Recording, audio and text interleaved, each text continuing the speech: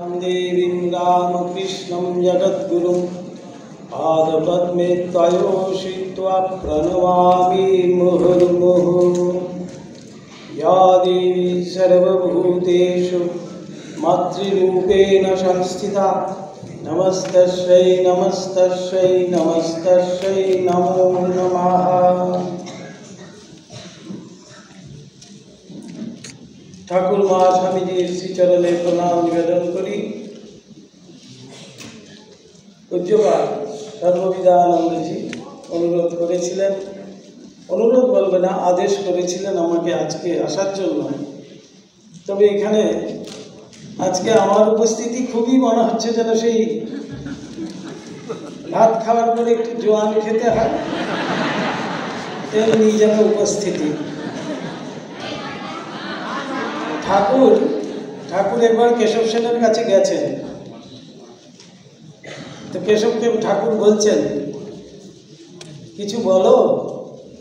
কেশব বলছেন এখানে কিছু বলা মানে কামারের কাছে ছুঁচ বেচতে আসা। তা ঠাকুর বলছেন না গো না, ঈশ্বরের কথা যেমনি বলো তেমনি মধুর। তাই আমরা একটু মায়ের একটু অনুধ্যান করার চেষ্টা করি যতটুকু সময় আছে। তাই সর্ববিধানন্দজিকে আমার অনেক প্রণাম। আমাদের অত্যন্ত প্রিয়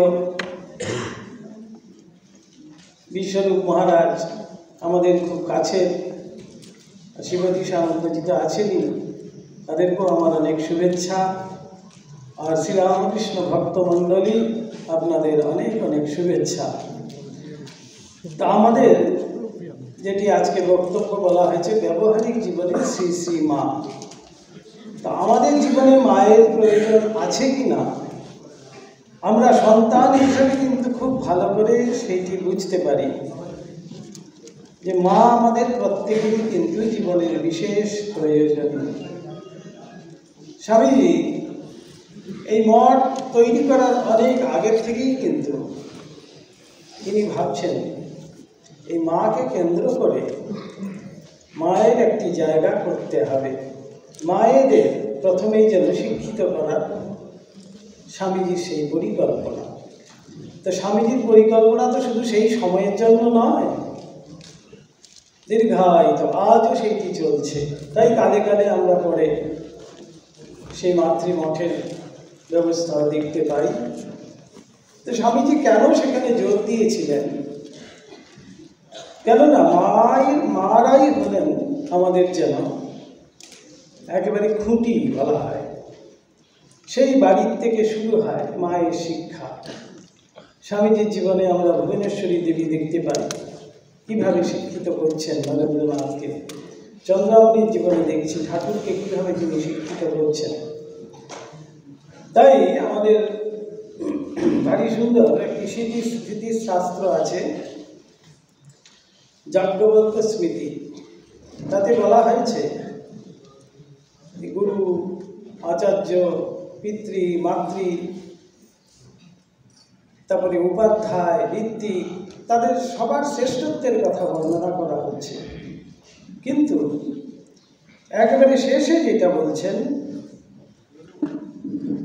যে মায়ের আদর্শ যথাপূর্বম এভ্য মাতা গরীয়সী।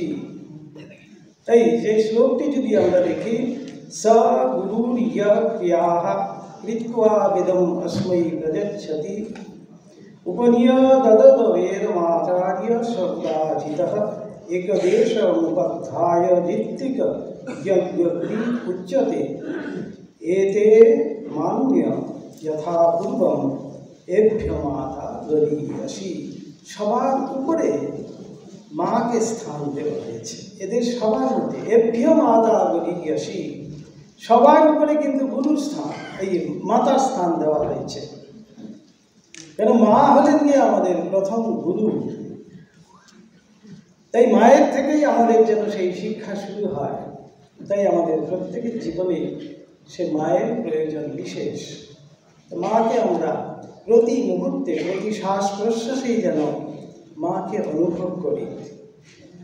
তাই এবার আমরা পেয়েছি সেই বিশ্বধাত্রী, বিশ্বজননী শ্রী শ্রী মাকে আমরা আমাদের মা রূপে পেয়েছি। এই আমাদের পরম ভাগ্য যে এমন একজন মাকে আমরা পেয়েছি। সেই মা কিন্তু কাউকে দূরে ঠেলে দেন না, তিনি সবাইকে কাছে টেনে নেন। কেউ তার কাছে পর নয়। স্বামীজি যেমন বলছেন ভারী সুন্দর সেই অম্বা স্তোত্রে, দোগ্ভাম বিদতুম বিবয়ামি জগদ্ধাত্রীম। আমরা মার কাছে কিন্তু পৌঁছতে পারি না। মা নিজেই আমাদেরকে আকর্ষণ করছেন, নিজেই কোলে তুলে নিচ্ছেন। সেই জন্য আমরা কিন্তু মায়ের কাছে ছুটে ছুটে আসি। কি আশ্চর্য দেখুন, আজকে আমরা সব যে এখানে এসেছি সব সেই মায়ের টানে। কিন্তু মা নামে বিশ্বাসী বলেই মা আমাদের আহ্বান করেছেন, মা আমাদের আকর্ষণ করছেন। তাই আমরা সবাই যেন একত্রিত হচ্ছি।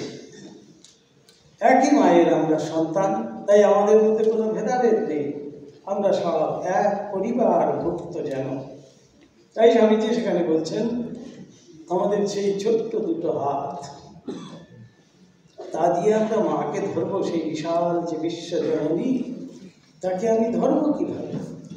মায়ের এই বিশালতার কথা বলছেন। ভূতেশানন্দজি মহারাজ খুব সুন্দর বলছিলেন, এক সময় শুনেছিলাম ওনার মুখেই, যে আমাদের ছোট্ট ছোট্ট হাত দুটো, তাকে দিয়ে মাকে কিভাবে ধরি। যেমন একটি শিশু, সে দুটো হাত কিন্তু বাড়িয়ে দেয়, সে কিন্তু নিজে নিজে মায়ের কোলে উঠতে পারে না, কিন্তু সেই ছোট্ট অবস্থাতেই ছোট্ট হাত দুটো বাড়িয়ে দেয়। যেই বাড়িয়ে দেয় তখনই কিন্তু মা এসে তাকে কোলে নেয়। সেই বাড়িয়ে দেওয়া কাজটি কিন্তু আমাদের। আমরা যদি হাতটি না বাড়াই, তাহলে মা বুঝবেন কিভাবে যে আমি তার কোলে উঠতে চাইছি, তার আশ্রয় চাইছি, তার আদর্শে আদর্শিত হতে চাইছি। তাই হাত দুটো আমাদের কিন্তু অবশ্যই বাড়াতে হবে। সেই হাত দুটো বাড়ানোই হলো আমাদের সাধন, ভজন, আমাদের আকুতি, আমাদের অনুপ্রেরণা, এসব সব আসবে। সেই হাত বাড়ানোটাই কিন্তু আসল কাজ। তাই স্বামীজি যেন বলছেন, আমরা নিজে তার কাছে পৌঁছতে পারি না, তিনি যদি কৃপা করেন তখনই তিনি আকর্ষণ করেন আমার দিকে। তাই প্রেমানন্দজি বলছেন তো, যে বিষ আমরা হজম করতে পারিনি তার কাছে ঠেলে দিচ্ছি। ঠাকুর কত বেছে বেছে নিতেন, কিন্তু মা কোনো বিচার নেই, যে আসছে তাকেই তিনি গ্রহণ করছেন। এখানে একটি ভারী সুন্দর ঘটনা আছে। যেমন আমাদের মায়ের বাড়িতে এই পৌষ সংক্রান্তি বলেই আর ঘটনাটি মনে পড়ে গেল খুব। বিশুদ্ধানন্দজি মহারাজ প্রথম গেছেন জয়রামবাটিতে। যাওয়ার পরে মা তাকে পাটিসাপটা দিতে বলেছেন। পাটিসাপটা পিঠে দেওয়া হয়েছে। বিশুদ্ধানন্দজি জিতেন মহারাজ তিনি খুব যত্নে পালিত দিদিমার কাছে। তাই তিনি সেই শুকনো পাটিসাপটা দেখে ভাবছেন, এই শুকনো শুকনো পাটিসাপটা কি খাওয়া যায়? তাতে একটু ঘি টিল লাগিয়ে না দিলে কেমন করে খাবো ভাবছেন মনে মনে। মা হঠাৎ দেখে বলছেন, আহা দেখো কেমন শুকনো শুকনো পাটিসাপটা দিয়েছে, দেখো দেখি কিছু শর্ট টট যদি কিছু একটু থাকে এনে দাও। ছেলে এমন শুকনো শুকনো পাটিসাপটা খাবে কিভাবে? তখন দিতেন মহারাজ বিশুদ্ধানন্দজি অবাক হয়ে যাচ্ছেন, ভাবছেন যে আমি তো মনে মনে ভাবলাম, তিনি কিভাবে আমার মনের কথা বুঝলেন। এই প্রথম তিনি বুঝলেন যে মা অন্তর্যামিনী, তিনি জন্ম জন্মান্তরের মা, তিনি সব জানেন। আমার কোথায় কি প্রয়োজন, কখন কি ভাবছি, তিনি কিন্তু সব জানেন। তাই আমার যখন যেরকম প্রয়োজন সেই অনুযায়ী কিন্তু তিনি আমার জন্য যোগান দেবেন। দক্ষিণেশ্বরে ঠাকুর তার সন্তানদেরকে মা বেশি করে খাওয়াচ্ছেন।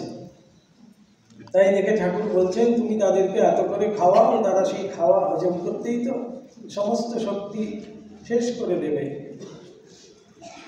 মা তখন বললেন, ঠাকুরের কোনো কথাও কোনোদিন অন্যথা করেননি। সেখানে কিন্তু মা বলছেন যে ওদের ছেলেদের খাওয়া নিয়ে কোনো খোঁটা দিও না, তাদের সাধন ভজন আধ্যাত্মিক দিক আমি দেখে নেব।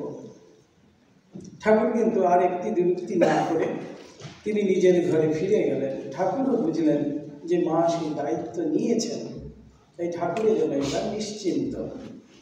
তাই এই যে মাকে আমাদের জীবনে কীভাবে প্রয়োজন দেখুন। আমরা তো অনেক আদর্শই জীবনে গ্রহণ করি, এই মায়ের আদর্শটুকু যদি আমরা নিতে পারি তাহলে কিন্তু আমাদের জীবন ধন্য হয়ে যায়। খুবই সহজ সরল আদর্শগুলো মায়ের। মা জীবনে যেটি নিজে করে দেখিয়ে দিচ্ছেন। খুব সাধারণ একটি ঝাঁটার কথা মা বলছেন। কেউ ঝাঁটা দিয়ে তারপরে ঝাঁটাটাকে ছুঁড়ে ফেলছে। মা বলছেন, ও কি, তার প্রয়োজন মিটে গেল, তারপরে তাকে ছুঁড়ে দিবে? আবার তো প্রয়োজনে লাগবে। যাকে যার সম্মান তাকে তা দিতে হয়। ঝাঁটাটিরও একটি জায়গা আছে, তাকে ঠিক সেই জায়গায় রাখতে হয়। এই যে একটি ছোট্ট ব্যবহারিক জীবনে মা এত সুন্দর করে আমাদেরকে শেখাচ্ছেন। আমাদের এরকম ছোটোখাটো অনেক প্রয়োজন কিন্তু অনেক জিনিসের আছে, সময় মতো আমরা পাই না, কিন্তু যদি আমাদের হাতে আসে সেরকম একটু গুছিয়ে রাখতে পারি।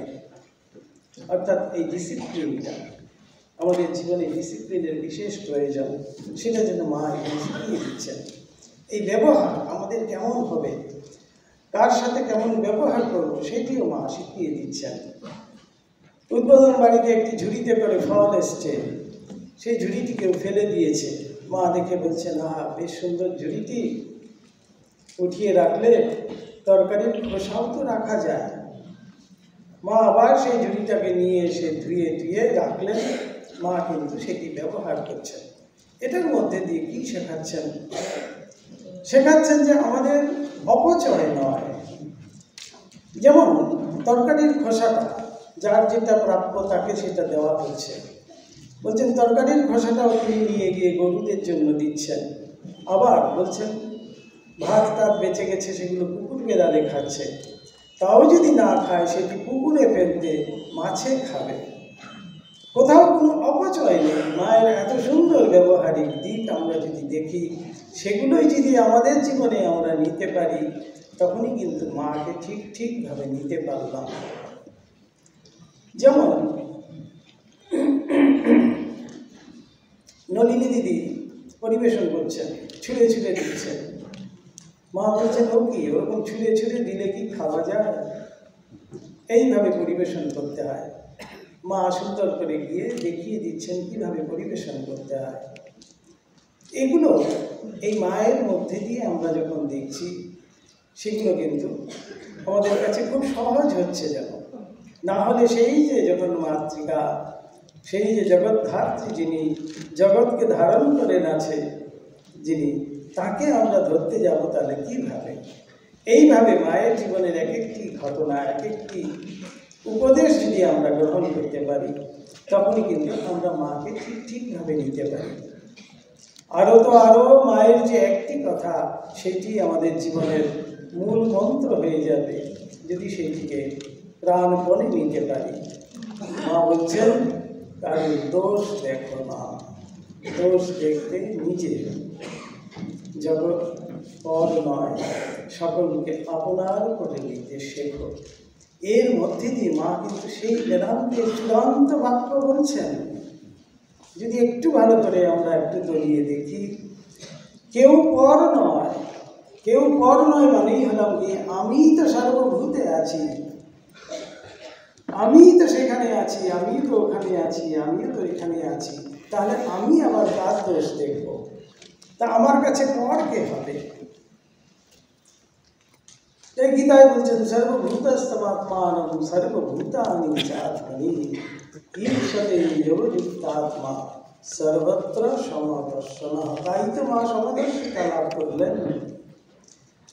এই যে ব্রহ্ম জ্ঞানের কথা মা একটি ছোট্ট উপদেশের মাধ্যমে বলে দিলেন।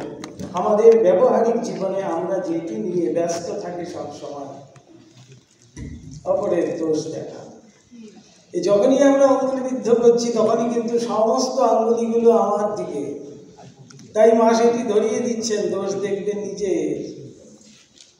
নিজের দোষ দেখছি মানেই আমি আমার একজনের দোষ দেখা মানেই আমার নিজের দোষ, তাহলেই আমি শুনতে গেলাম। এইভাবে আমরা দেখুন সেই বেদান্তের যে চরম সিদ্ধান্ত যেটাতে বলা হচ্ছে, একে পৌঁছতে হবে, বহু থেকে আমাকে একে যেতে হবে। আমি এক বই, আর কিছু নেই এই পৃথিবীতে, এই জগতে, একম অদ্বিতীয়ম। এই যে অনুভূতি, চরম অনুভূতি, মা একটি ছোট্ট উপদেশের মাধ্যমে কি সুন্দর করে দিচ্ছেন যে জগৎকে আপনার করে নিতে শিখো। কেউ পর নয়, কেউ পর নয়, আমার কেউই কিন্তু পর নয়। তখনই আমি ঠিক বলতে পারবো বসুধৈব কুটুম্বকম। নাহলেই আমি ভাববো সে আরেকজন, অমুক আরেকজন, আমি একজন। এই ভেদাভেদ আমার মধ্যে কিন্তু তৈরি হচ্ছে। মায়ের এই কথাটি যদি আমি আদর্শ হিসাবে গ্রহণ করতে পারি, তখনই কিন্তু আমি মাকে ঠিকভাবে গ্রহণ করলাম, তখনই আমি তার যোগ্য সন্তান হলাম। তাই এই যে এত বড় সব বিদ্বান বলছেন যে ঠাকুরের তবু ঐশ্বর্য ছিল, ঠাকুর ভগবত প্রসঙ্গ করতেন, অহরহ তার সমাধি হচ্ছে, তার কাছে যারা আসছেন কত বুদ্ধিমান পণ্ডিত, তারা পর্যন্ত ঠাকুরের কাছে আসছেন, ঠাকুরের কথা শুনছেন, ঠাকুরকে দেখতে। এবং তার কর্মক্ষেত্র ছিল কলকাতায় বলতে গেলে সেই দক্ষিণেশ্বর। কিন্তু মায়ের দিক থেকে আমরা যখন দিচ্ছি, মায়ের কর্মস্থান কোথায় ছিল? সেই অজপাড়াগায়, জয়রামবাটিতে। আর রান্না বাড়া ছাড়া আর সন্তান সেবা ছাড়া মায়ের কিন্তু আর কিছু ছিল। কোথায় তিনি অধ্যাত্ম প্রসঙ্গ করছেন, কোথায় তিনি ঈশ্বরীয় প্রসঙ্গ করে যাচ্ছেন, কোথায় সমাধিস্থ মায়ের যুগ, কোথাও দিচ্ছে না। কিন্তু মায়ের ঠাকুরের থেকে অনেক বেশি সমাধিগত বলা হয়। কিন্তু মা এমনই শক্তি ধরে তিনি যেন সব চেপে রাখতেন। এবার তো সব আবরিত করে এসছেন। তাই অবাংশরূপস্থিতয়া ত্বয়ি তদাপ্যায়তে কৃষ্ণমলম্ভবিদ্যে ত্বাং বৈষ্ণবী শক্তিরনন্ত বীর্যা বিশ্বস্য বীজং পরমাসি মায়া সম্মোহিতং দেবী সমস্তমেত ত্বাং বৈ প্রসন্না ভুবি মুক্তি হেতু। বলছেন তিনি সম্মোহিনী শক্তি দ্বারা সমস্ত ভুলিয়ে রেখেছেন, কেউ বুঝতে পারছে না। তিনি যে আমার কাছে সেই যে মহামায়া, সেই যে জগদ্ধাত্রী, তিনি যে আমার কাছে মা হয়ে এসছেন, আমি কিন্তু বুঝতেই পারছি না। কেন? সেই সম্মোহিনী শক্তি দিয়ে ভুলিয়ে রেখেছেন।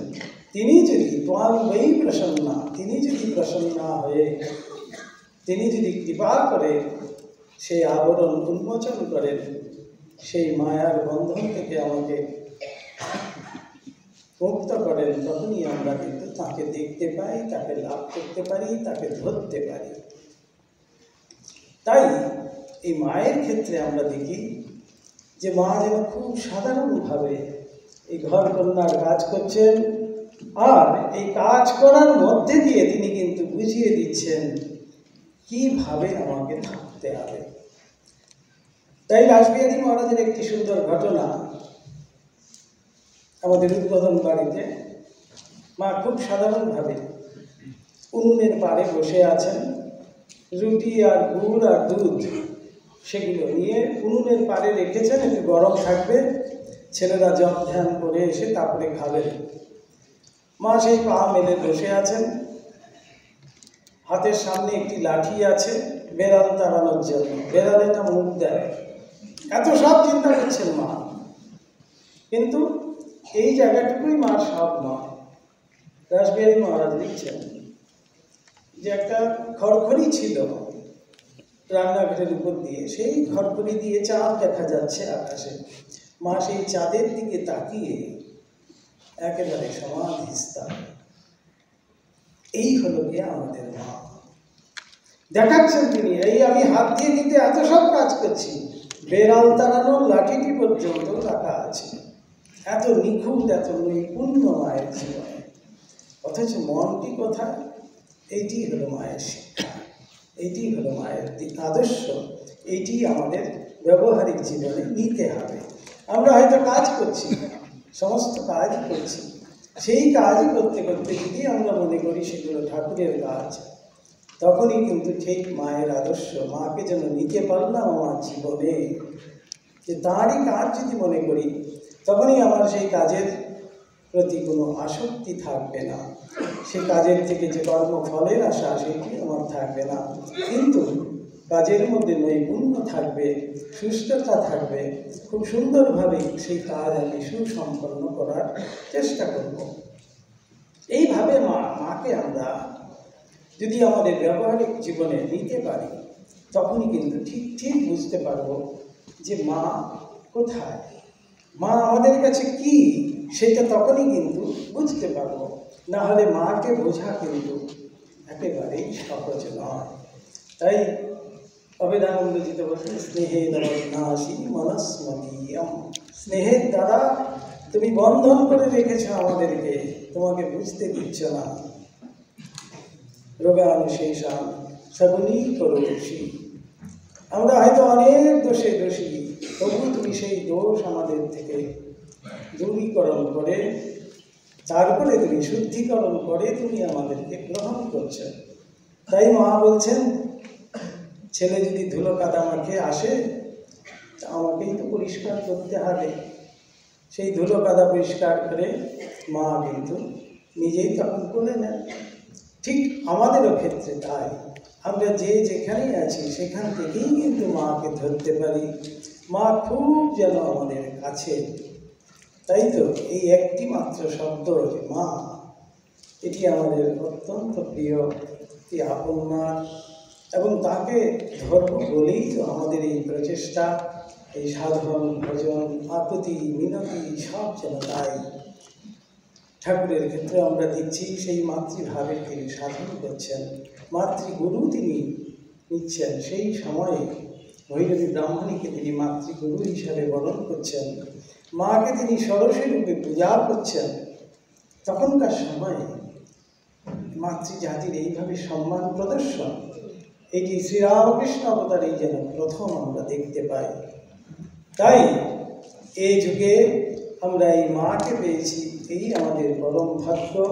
মা নিত্য আমাদের সাথে আছেন, সেই অনুপ্রেরণা দিচ্ছেন। তাই তো আমরা ক্রমোন্নতির পথে আমরা কিন্তু এগিয়ে চলেছি। মায়ের কৃপা সবাই আমাদের উপর বর্ষিত হোক, সবাই মাকে জানুন, মাকে পান, এই প্রার্থনা। ওম কৃপাং গুরু মহাদেবী সুতেষু প্রণতেষু চ চরণাশ্রয়দানেন কৃপাময়ী নমস্তুতে।